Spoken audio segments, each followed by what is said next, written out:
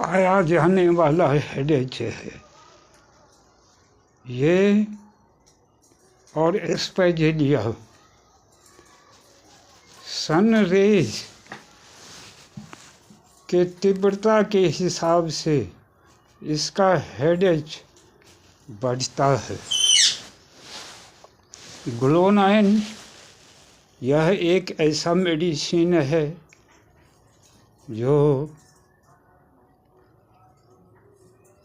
सूर्य की रोशनी में ज़्यादा देर तक रहने और उसके दुष्प्रभाव को हटाने के लिए उसके फलस्वरूप जो हेडेक होता है वो ग्लोनाइन के प्रयोग से ठीक हो जाता है। वैसे हाई बीपी में भी इसका उपयोग करते हैं और अक्सर सन रेज के तीव्रता की वजह से जो हेडेक होता है उसमें बीपी बढ़ ही जाता है और अन्य भी किसी कारण से बीपी बढ़ा हुआ है तो हम ग्लोनाइन का प्रयोग कर सकते हैं।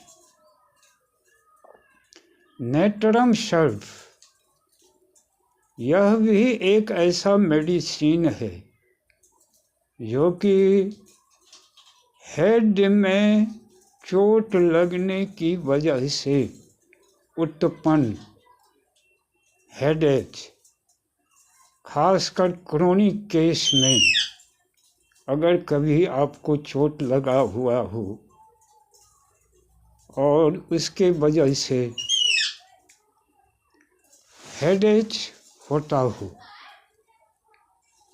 तो बहुत पहले का लगा हुआ जो चोट है और वो जो बाद में बार बार परेशान करता है उसका दुष्परिणाम हेडेक के रूप में, तो आप नेट्रम सल्फ की विभिन्न पोटेंसी में उपयोग कर सकते हैं। कम से कम 200, उसके बाद 1 ml या 10 ml तक का भी कर सकते हैं।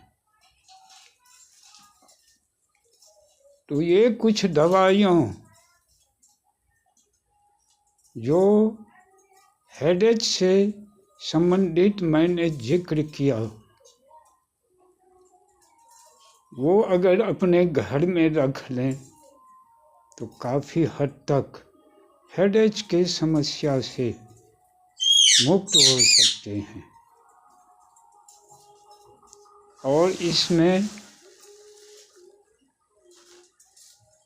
आपको न तो ज़्यादा परेशानी होगी कहीं जाने की, न पैसा का खर्च होगा, न कोई दुष्प्रभाव पड़ेगा। आप कुछ राहत में रहेंगे सब तरह से। वैसे सिम्टम्स के आधार पर मैं दवाओं का अभाव नहीं है होम्योपैथी में, चाहे वो हेडेक हो या कोई अन्य बीमारी हो, लेकिन इन शॉर्ट मैंने आपके फायदे के लिए, आपके हित के लिए इन दवाओं का मुख्यतया उल्लेख किया।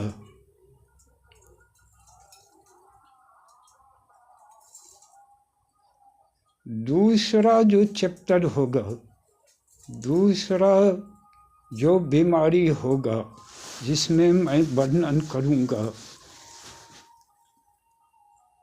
वो भी कुछ महत्वपूर्ण दवाइयों का ही। और इस तरह से आज मैं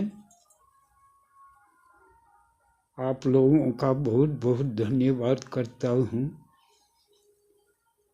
जो अपना समय दिया, इसे सेवन किया। और सबसे ज़्यादा मुझे खुशी तब होगी जब मैं ये महसूस करूँगा कि आपको कुछ फायदा हुआ। धन्यवाद।